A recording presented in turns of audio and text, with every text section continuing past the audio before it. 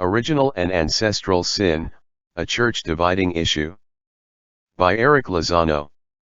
January 24, 2019. When asked about the topic of original sin, many Orthodox Christians will proudly claim the Orthodox Church does not believe in original sin. They explain they believe in ancestral sin, instead. Some even go so far as to call original sin, as understood by the Roman Catholic Church, a heresy. This, again, is a typical response from many Orthodox Christians, especially those who have a negative attitude towards anything Western. But is this the official teaching of the Orthodox Church, and do all subscribe to that understanding? Has the Orthodox Church ever condemned or denied original sin in favor of ancestral sin? To answer those questions, it is necessary to first study the history of how the dichotomy came to be. From time to time, theological movements and new opinions concerning certain topics arise and often come to influence large portions of the Church, at least for a time. In the last century, a priest and theologian by the name of John Roman Ides published a doctoral dissertation in which he argued that original sin is wrong and that the real Orthodox doctrine is, or should be, ancestral sin, from Pyro Omicron Gamma Omicron Nu Iota Kappa Nu Mu Rho Tau Eta Mu Alpha, Pyro Omicron Pi Alpha Tau Omicron Rho Iota Kappa Nu Mu Rho Tau Eta Mu Alpha, thus establishing the dialectical relationship between the two terms as two different and contradictory doctrines. Fr. John's thesis, as part of the neo-patristics movement that had been gaining a lot of ground in the Church a couple of decades prior, became widely and increasingly accepted in many parts of the Church. But, despite the widespread acceptance of the new articulation, it is not and has never been accepted by all one. Neither has it ever been endorsed by any synodal decision at the pan-Orthodox level. It must be pointed out, prior to the rediscovery of ancestral sin, original sin, as articulated by the Roman Catholic Church through the centuries, was never denied or contradicted by the East. It was certainly never identified as a church-dividing doctrine. One can search the history of theology and controversies affecting the Church through the centuries prior to the last one and never find a single synodal decision, father, or movement identifying dichotomies in understanding the topic. In fact, the opposite is the case. The Council of Carthage, 418, which codified the Western articulations used to refute Pelagius, was adopted by the Eastern Council in Trullo, which is held in Orthodoxy as ecumenical, since it is taken as the continuation of the Sixth Ecumenical Council. It is important to point out the Council of Carthage, along with the condemnations against Pelagius, through the doctrine of original sin, found its way into Trullo as a mere formality, having become very well received in the East for centuries too. Similarly, around the time of the Great Schism, several differences between East and West were brought up as church-dividing issues. Some of them have always been held as important while others have been judged and discarded as not essential.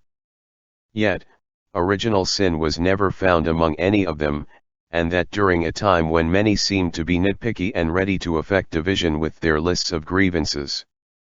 Passing into the second millennium, other controversies and questions such as the essence/energy distinctions, the Protestant movements in the West, and the development of various doctrines in Roman Catholicism arose, which merited the responses of the East. The East responded to them. But, again, original sin was absent. There was no mention of it as a difference between the East and the Roman Catholic Church, and that during a time when polemics against each other were still very popular. Instead, the East made several affirmations of the doctrine, such as through the Council of Jerusalem, 1672, 3, which is recognized as pan-Orthodox.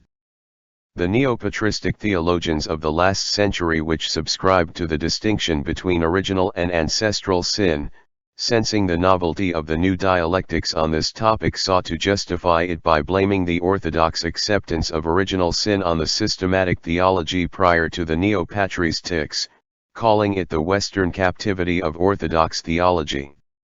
To make their justification reach prior to the Western captivity, they cherry-picked some quotations from certain fathers such as Saint Cyril of Alexandria, pitted them against a homogenizing, overly systemized, and airtight four-packaged caricature of original sin from which some theologians went so far as to claim the Eastern Fathers were answering the Western ones.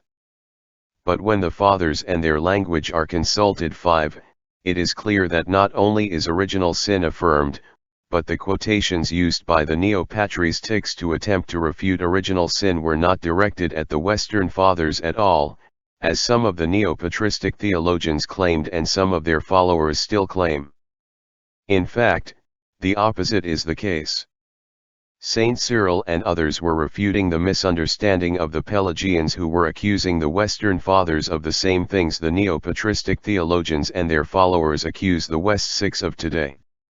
Thus, such Eastern Fathers were actually siding with the Western Fathers. Point 7. At this point, we are ready to move to the salient points of the article. We will examine the major claims put forth by the neo-patristic theologians and their followers today, the term itself, the translation of Romans 5:12, the doctrine, the teachings of the Fathers on the subject, the understanding of the Western position, and the fate of the unborn who die without baptism as a test point. The Roman Catholic doctrine of the Immaculate Conception will also be commented on briefly for the sake of answering the concerns of many who subscribe to the new understandings of original sin and who find the doctrine of the Immaculate Conception as a test point of it. The assertions of the modern Orthodox will be examined in light of official statements and tradition of the Church. An assessment of them and what is at stake with the issue will also be given. The term. As stated, we will start with the term itself. Much is made concerning the actual wording and etymology of the various terms used in the ancient Church to refer to the fall of man. But as has been pointed out, prior to the last century, with the advent of the neo-patristic theologians, there is no history of dialectics between East and West on the topic. That, coupled with the following facts, demonstrates ancestral sin and original sin are just different usages to refer to the fall of man, like Mass and liturgy are for the worship service. The attempt to make the term original sin synonymous with St. Augustine and then attaching it to the entire Latin Church from his time forward is fallacious, because the term has always been used to describe the teachings of the Latin Fathers on the fall before and after St. Augustine, not only for a particular person's articulation.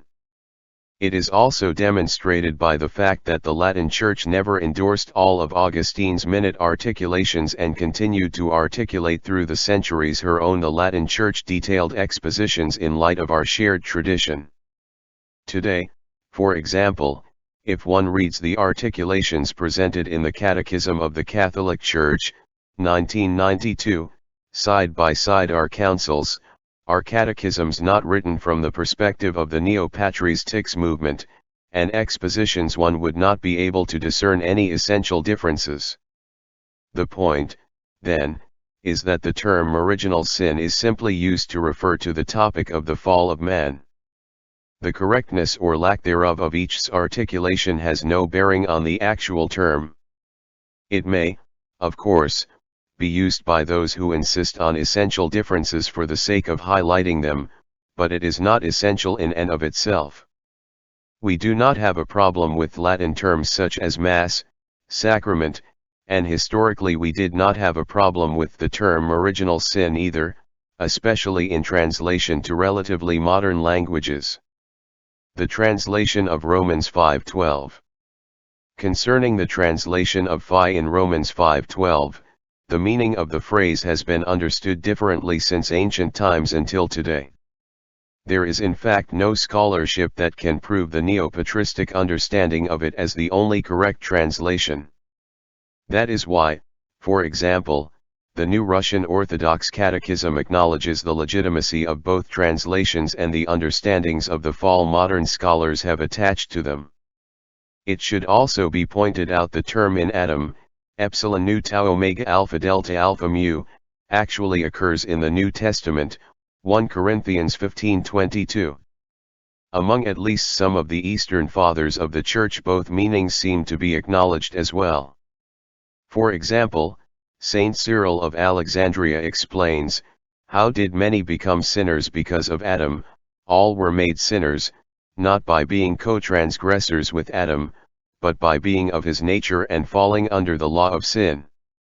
Human nature fell ill in Adam nu delta mu and subject to corruptibility through disobedience, and, therefore, the passions entered in."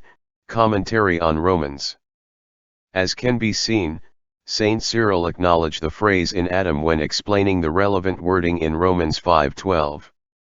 This demonstrates the Latin translation does not have to be excluded, nor does it have to be taken to mean personal sin, co-transgressor. Instead, based on the overall picture, one should not have to pick from sharp distinctions between because or out of, on the one hand, and in on the other. Such are distinctions made by choice, not because lexical aid or patristic exegesis requires them. As will be shown below, this latter sense is the sense St. Augustine also understood it in. We will examine this overall picture now in the following point. The doctrine.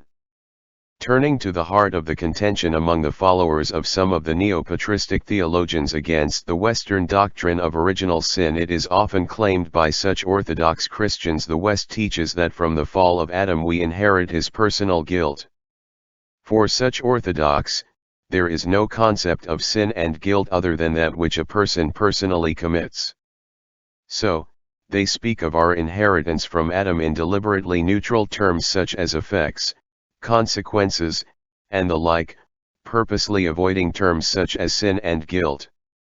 However, it will be demonstrated that such assumptions are lifted from abridged quotations and treatments of certain Eastern Fathers, which they then try to pit against the Western ones. Now, it is true the Eastern Fathers did not teach we inherit personal sin and guilt. But then neither did the Western Fathers teach it. For the Fathers of both East and West, there was more than one type of sin, and, consequently, guilt, other than personal. There was sin by analogy, inherited, not committed, since personal sin is by nature not communicable.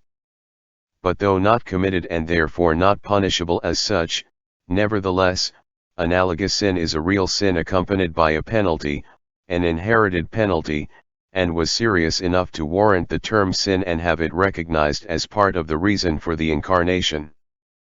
God did not create man so he would die. Death and a sinful nature only exist in the context of sin. Therefore it is a stain, it is unnatural, it is the reason why we are born outside of the kingdom, deprived of the Spirit, and such. This inheritance from Adam is part of the reason for the virgin birth, the incarnation and resurrection of our Lord. It is the reason for needing to be born again of the Spirit. The fact that infants die is the elephant in the room for those who deny the transmission of sin. In neither the Scriptures, nor Fathers, and tradition of the Church is there such neutral words for our inheritance from Adam.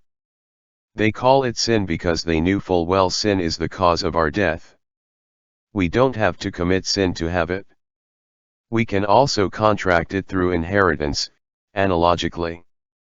Christ himself also in an analogous and mysterious way took our sin in the mystery of redemption. He was baptized and died for us. He who knew no sin, he made him who knew no sin to be sin for us, that we might become the righteousness of God in him, wrote the Apostle Paul, 2 Corinthians 5:21.9. But wait, many of the followers of the new understanding can retort, that is still not the sin that Augustine and the West taught. The West teaches people inherit the guilt of Adam and are born damned unless they get baptized. The Eastern Fathers and the Church today don't teach that. Well, that is a misunderstanding. It is necessary to understand what St. Augustine and the West meant with those terms and what the East meant by theirs. It has been pointed out the Eastern Fathers all taught we inherit sin 10 in which sin we and our nature has gone astray, which Christ came to recover. 11 There is in us a profound solidarity with Adam that is done away with only by Christ. I.e., they denied the inheritance of personal sin, but not sin by analogy. 12.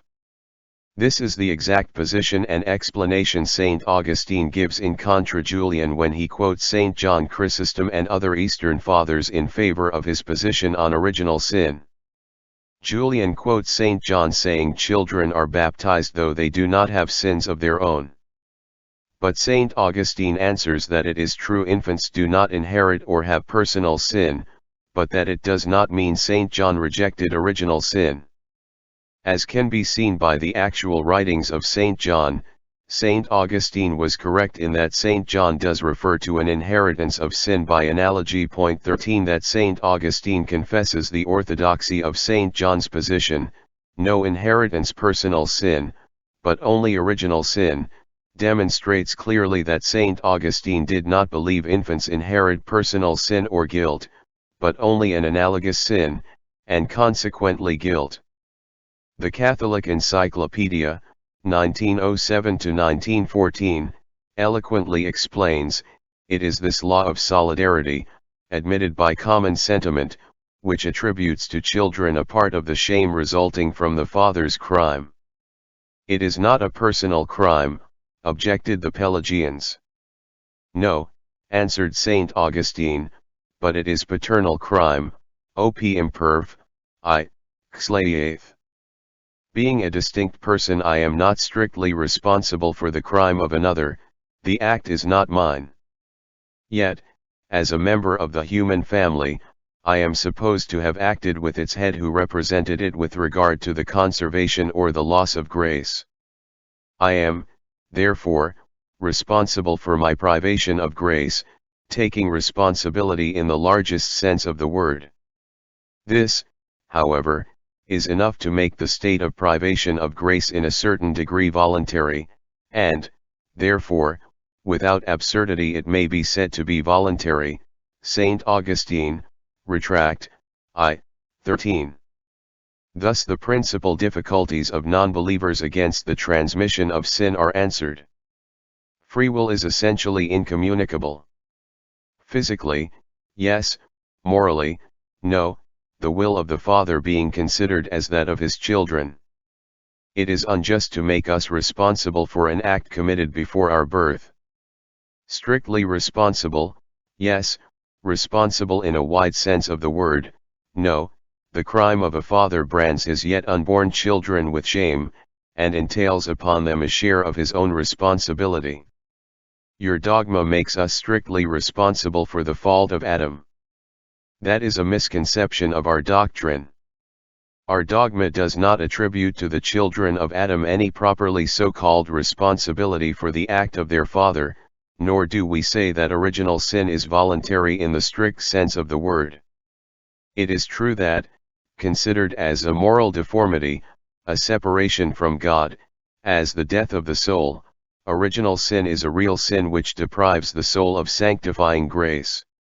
It has the same claim to be a sin as has habitual sin, which is the state in which an adult is placed by a grave and personal fault, the stain which St. Thomas defines as the privation of grace, I2 109:7, 3:87:2, add 3, and it is from this point of view that baptism, putting an end to the privation of grace, takes away all that is really and properly sin, for concupiscence which remains is not really and properly sin, although its transmission was equally voluntary.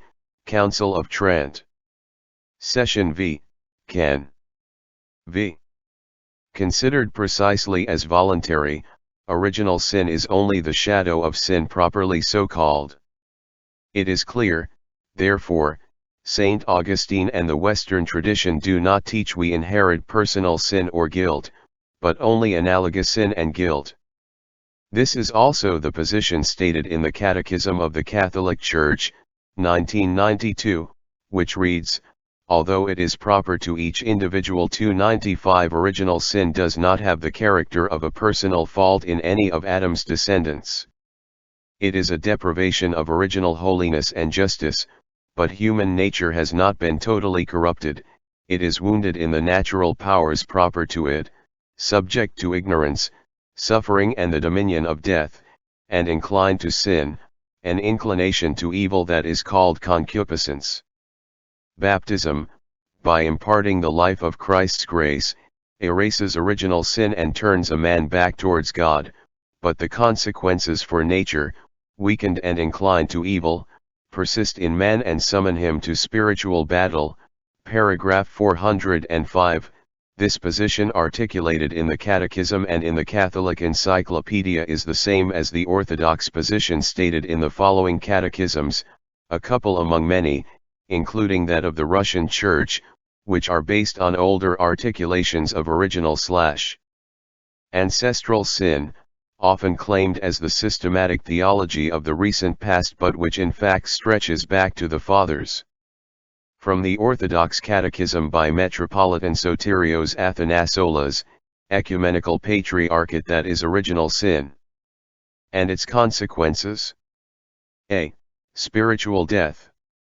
That is, the separation of man from God, the source of all goodness. B. Bodily death. That is, the separation of the body from the soul, the return of the body to the earth. C. The shattering and distortion of the image. That is, darkness of mind, depravity and corruption of the heart, loss of independence, loss of free will, and tendency towards evil. Since then the imagination of man's heart is evil, Genesis 8:21. Man constantly thinks of evil. D. Guilt. That is, a bad conscience, the shame that made him want to hide from God. E. Worst of all, original sin is hereditary. It did not remain only Adam and Eve's. As life passes from them to all of their descendants, so does original sin. We all of us participate in original sin because we are all descended from the same forefather, Adam. This creates a problem for many people. They ask, why should we be responsible for the actions of Adam and Eve? Why should we have to pay for the sins of our parents? They say. Unfortunately, this is so, because the consequence of original sin is the distortion of the nature of man. Of course, this is unexplainable and belongs to the realm of mystery, but we can give one example to make it somewhat better understood. Let us say that you have a wild orange tree, from which you make a graft. You will get domesticated oranges, but the root will still be that of the wild orange tree. To have wild oranges again, you must regraft the tree. This is what Christ came for and achieved for fallen man, as we shall see in the following sections, 52 to 53. From the Orthodox Church Catechism by Metropolitan Panteleimon Lampidarios, Patriarchate of Alexandria, Question 165, what is the inheritance of original sin? Answer. Original sin consists of true and real guilt, not only in the punishment imposed as a result of Adam's offense. Adam's sin was not committed by his descendants, and consequently for them it had nothing to do with their own will, merely being inherited as a sinful condition. Sin is not only the separate inner or external acts, peccatum actual. It is especially the condition of sin, peccatum habitual, due to specific sinful deeds that further strengthens and cultivates it. Original sin is the heritage of a sinful condition for all mankind, which is imputed to us not as personal sin, direct imputation, but as the sinful condition of each person, vitio situs. Between Adam's guilt and the guilt of his descendants there exists a great difference. In Adam the offense of God's law was committed by his own will, whereas in his descendants it is by inheritance and unavoidable.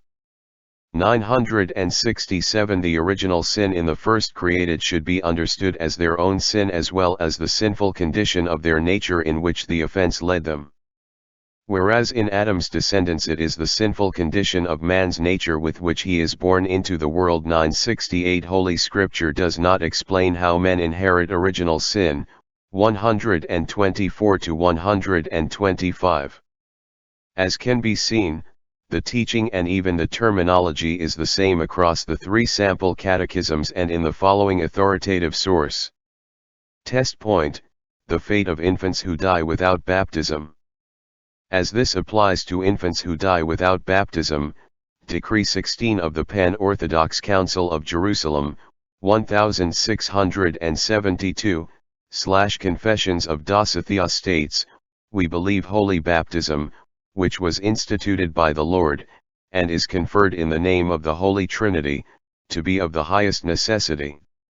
For without it none is able to be saved, as the Lord says, whoever is not born of water and of the Spirit, shall in no way enter into the kingdom of the heavens." John 3:5 And, therefore, baptism is necessary even for infants, since they also are subject to original sin, and without baptism are not able to obtain its remission. Which the Lord showed when he said, not of some only, but simply and absolutely, whoever is not born again, which is the same as saying, all that after the coming of Christ the Savior would enter into the kingdom of the heavens must be regenerated. And since infants are men, and as such need salvation, needing salvation they need also baptism. And those that are not regenerated, since they have not received the remission of hereditary sin, are, of necessity, subject to eternal punishment, and consequently cannot without baptism be saved. So that even infants should, of necessity, be baptized. Moreover, infants are saved, as is said in Matthew 19:12, but he that is not baptized is not saved. And consequently even infants must of necessity be baptized. And in the Acts 8:12, 1633 it is said that the whole houses were baptized, and consequently the infants. To this the ancient fathers also witness explicitly, and among them Dionysius in his treatise concerning the ecclesiastical hierarchy, and Justin in his 56th question, who says expressly, and they are guaranteed the benefits of baptism by the faith of those that bring them to baptism. And Augustine says that it is an apostolic tradition, that children are saved through baptism, and in another place, the Church gives to babes the feet of others, that they may come, and the hearts of others, that they may believe, and the tongues of others, that they may promise, and in another place, our Mother, the Church, furnishes them with a particular heart. Now the matter of baptism is pure water, and no other liquid. And it is performed by the priest only, or in a case of unavoidable necessity, by another man, provided he is orthodox, and has the proper intention to divine baptism. And the effects of baptism are, to speak concisely, firstly, the remission of the hereditary transgression, and of any sins of any kind that the baptized may have committed. Secondly, it delivers him from the eternal punishment, to which he was liable, as well for original sin and for mortal sins he may have individually committed. Thirdly, it gives to the person immortality, for in justifying them from past sins, it makes them temples of God. And it cannot be said that there is any sin which may have been previously committed that remains, though not imputed, that is not washed away through baptism, for that were indeed the height of impiety, and a denial, rather than a confession of piety. Indeed, truly, all sin existing, or committed before baptism, is blotted out, and is to be regarded as never existing or committed. For the forms of baptism, and on either hand all the words that precede and that perfect baptism, do indicate a perfect cleansing. And the same thing even the very names of baptism do signify. For if baptism is by the Spirit and by fire, Matthew 3:11. It is obvious that it is in all a perfect cleansing, for the Spirit cleanses perfectly. If it is light, Hebrews 6:4, it dispels the darkness. If it is regeneration, Titus 3:5, old things are passed away. And what are these except sins? If the baptized puts off the old man, Colossians 3:9, then sin also. If he puts on Christ, Galatians 3:27, then in effect he becomes free from sin through baptism. For God is far from sinners. This Paul also teaches more plainly, saying, as through one man we, being many, were made sinners, so through one are we made righteous. Romans 5:19. And if righteous, then free from sin. For it is not possible for life and death to be in the same person. If Christ truly died, then remission of sin through the Spirit is true also. Hence it is evident that all who are baptized and fall asleep while babes are undoubtedly saved, being predestinated through the death of Christ. Forasmuch as they are without any sin, without that common to all, because delivered from it by the divine laver, and without any of their own, because as babes they are incapable of committing sin, and consequently are saved. Moreover, baptism imparts an indelible character, as does also the priesthood. For as it is impossible for anyone to receive twice the same order of the priesthood, so it is impossible for any once rightly baptized, to be again baptized, although he should fall even into myriads of sins, or even into actual apostasy from the faith. For when he is willing to return unto the Lord, he receives again through the mystery of penance the adoption of a son, which he had lost. Now, the Council of Jerusalem is often said to display Roman Catholic influence. So, it was revised shortly after its conclusion to better reflect the Eastern tradition's expressions. However, that does not mean it was not fully orthodox. As Metropolitan Callistos Ware wrote in his book The Orthodox Church, it employed Latin weapons, but the faith which he defended with these Latin weapons was not Roman, but Orthodox. 2nd edition, Penguin, 97. It should be pointed out that the terms about infants who die without baptism being damned, not saved, and such as employed by the Council needs to be understood in the way they were understood by the Latin and Greek theologians of the time. For them, infants who die without baptism, not attaining to the kingdom, did not mean damnation and hell as is understood in popular culture today. They did not mean that infants who die without baptism are in the same place or state as those who commit personal sins, but rather it denotes more of a state where the person could experience even the highest natural happiness but not in the direct presence of God, so to speak. This lack of proximity to God is the inheritance, punishment, hell, we receive from Adam. We receive from him the sin that causes the death of the soul and eventually bodily death, as well as the corrupted nature that tends towards sin, guilt, and such. But it is proportionate to their accountability. They are clearly not suffering in the sense that those who commit personal sin suffer. For them, suffering is simply not attaining to the fullness, to the proximity to God. Further, the Council made no mention of the judgment of God on individual souls and the prayers of the Church for the souls of such infants, this reality of the need for baptism but the infant not having personal works was relevant to the early Eastern Fathers.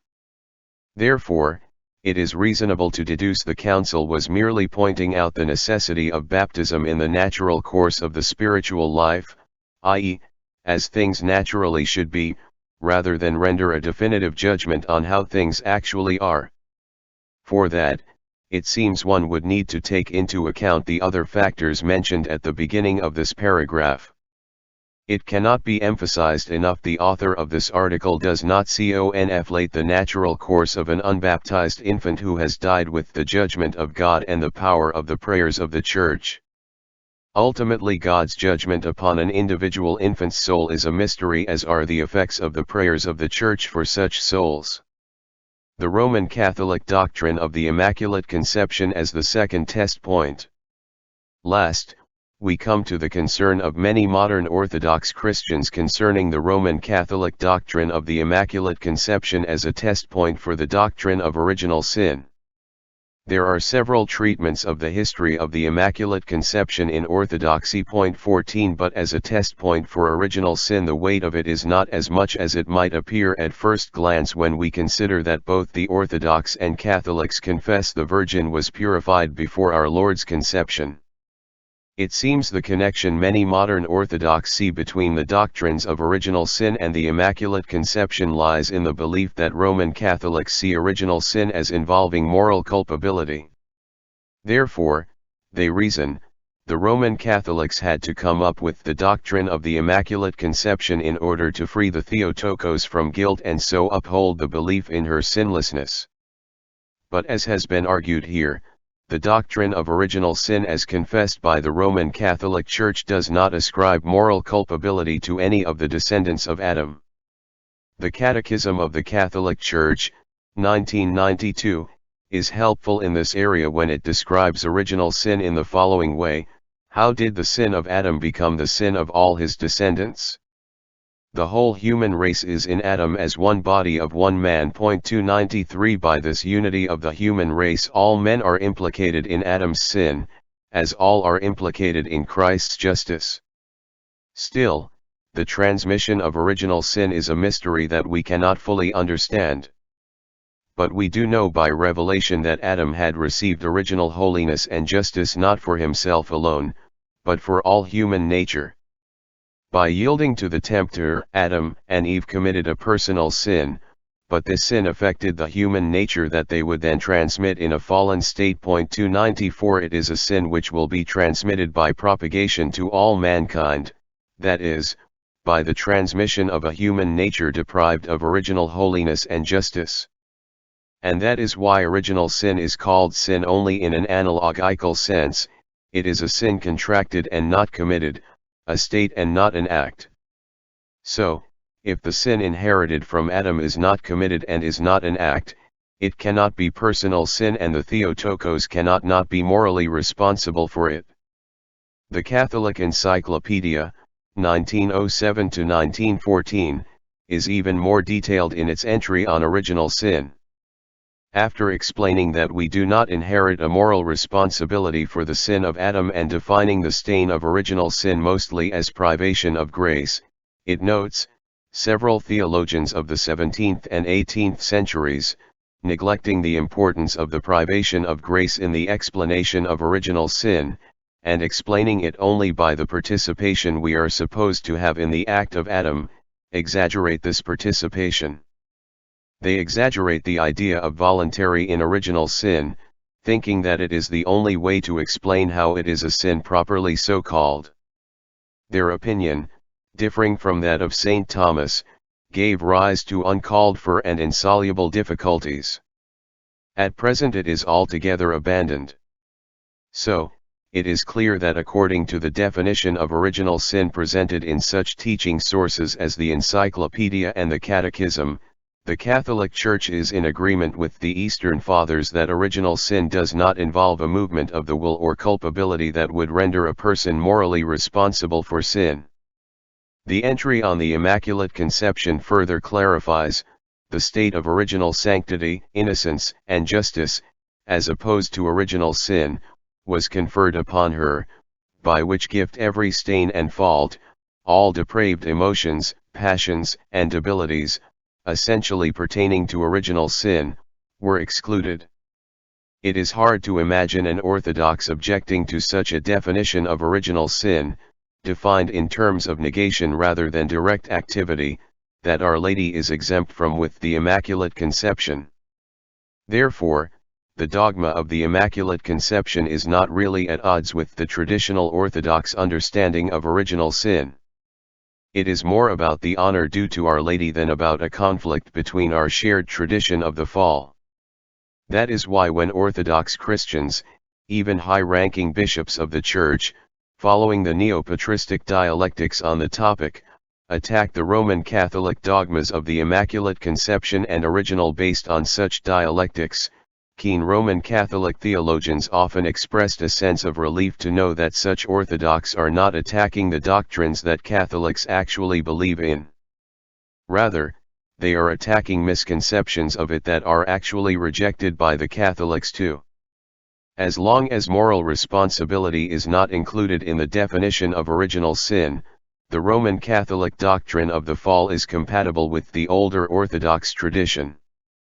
As stated before, the real difference between the Orthodox who reject the Immaculate Conception and the need for the Roman Catholics to uphold the doctrine does not lie in a supposed essential difference in the understanding of the fall of man, but in the honor paid to Our Lady. Modern Orthodox who reject the doctrine of the Immaculate Conception do not really mind confessing the Theotokos to have at some point in her life been subject to the fall so long as she was purified before conceiving our Lord, whether that happened in the womb, early in life, progressively throughout her life, or at the Annunciation. But for the Roman Catholics, it is of utmost importance to confess the Theotokos to have never been subject to the stain of the fall, the state of original sanctity, innocence, and justice. There, in the honor paid to the Theotokos, lies the difference, not in supposedly essential differences between the traditional Orthodox and Catholic understanding of the fall of man. Conclusion. The older Orthodox tradition does not teach the sort of neutrality in our inheritance from Adam that many modern Orthodox claim it teaches.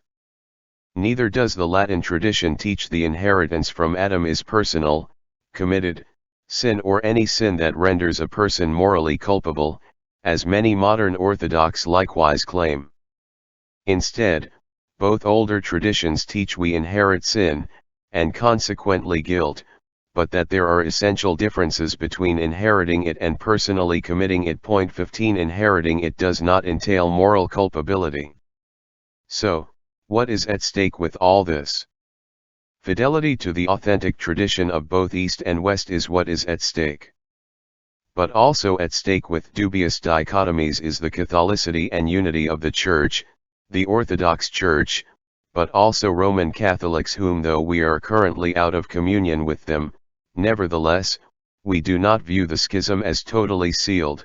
The will of Christ that all may be one, ostracizing those who adhere to the older models does not serve unity, and the spiritual health of certain Orthodox who in subscribing to the new understanding end up exposing themselves to what in reality amounts to an anti-Westernism that may in turn expose the person to the unhealthy triumphalism, zealotry, disrespect for others, and such that is ultimately antithetical to the Christian life and witness.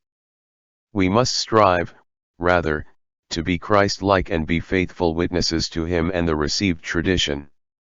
One Metropolitan Kallistos Ware, himself a neo-patristic theologian, admits in his classic book, The Orthodox Church, that not everyone teaches the new understanding, 2nd edition, Penguin, page 224.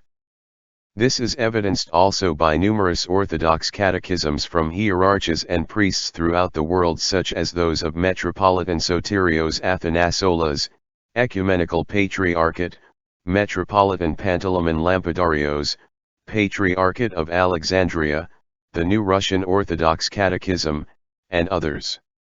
2. For a detailed analysis of this, consult this study by Nathaniel McCallum, https://blogs.ancientfaith.com/orthodoxy and heterodoxy/2013/09/05/original-sin-Ephesus-Carthages-on-the-East, Sept. 5, 2013.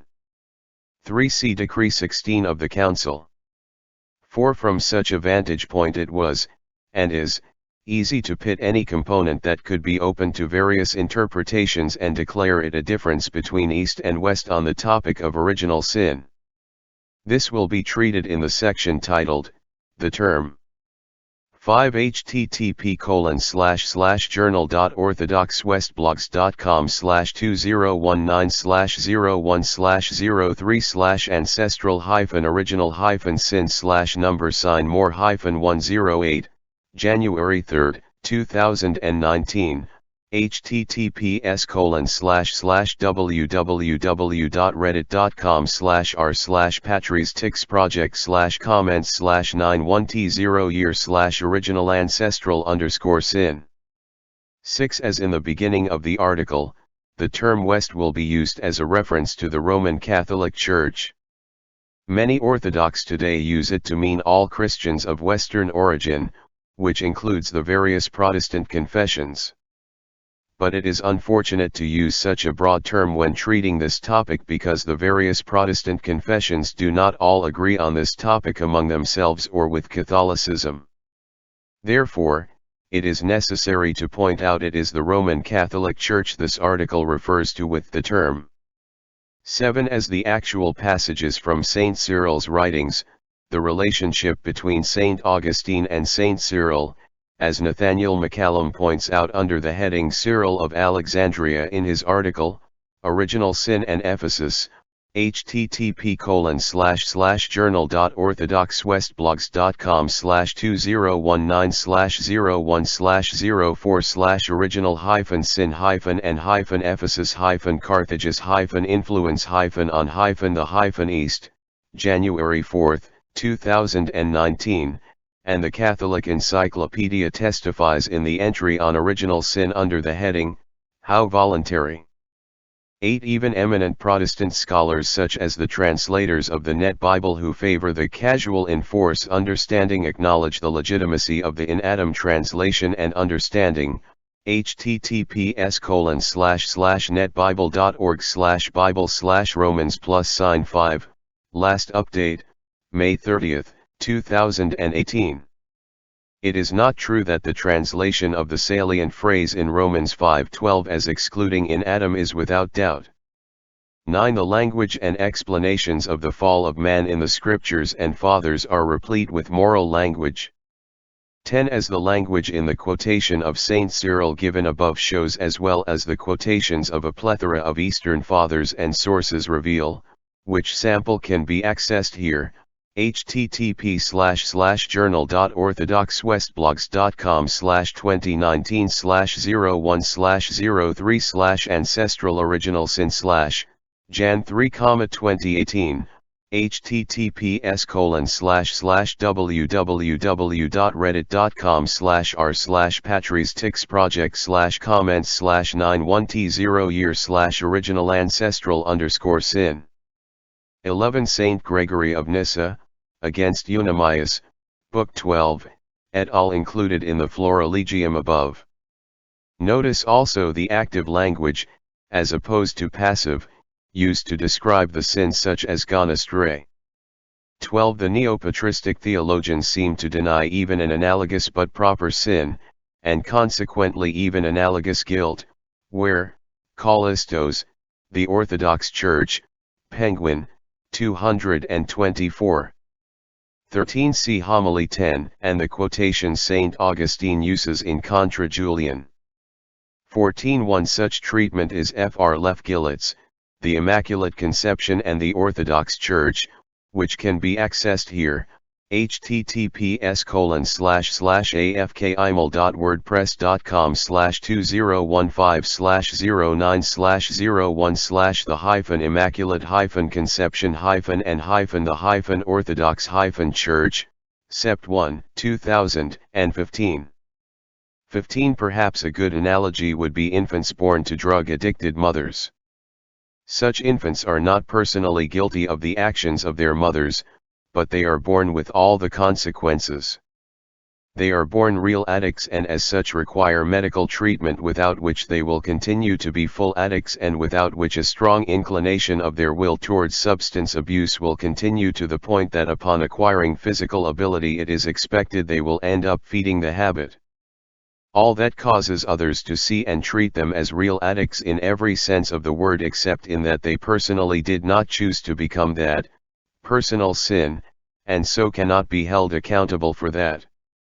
16. Indeed, such is the polemical nature of their efforts that whether deliberately or not and whether with bad intention or not, they end up misrepresenting their own fathers and even go to the extremities of deliberate, misquoting them. For example, in this article, http://www.orthodoxresearchinstitute.org/articles/dogmatics/golubov, Golyubov, A.A., 1996, Saint Cyprian is cited as supporting the ancestral sin doctrine against the Western original sin to the effect that we only inherit death and not sin from Adam. Upon observing the quotation, one can notice it is replete with ellipses. But what happens when the ellipses are removed and the full quote is seen is that Saint Cyprian actually wrote the opposite of what the article, written from the perspective of the neo-patristic understanding of the subject, states, and is in perfect agreement with the authentic tradition of the Church. Saint Cyprian explains, but again, if even to the greatest sinners, and to those who had sinned much against God, when they subsequently believed, remission of sins is granted and nobody is hindered from baptism and from grace, how much rather ought we to shrink from hindering an infant, who, being lately born, has not sinned, except in that, being born after the flesh according to Adam, he has contracted the contagion of the ancient death at its earliest birth, who approaches the more easily. On this very account to the reception of the forgiveness of sins that to him are remitted, not his own sins, but the sins of another. It is obvious why the author left out entire clauses from the original quote. Leaving them in raises important questions.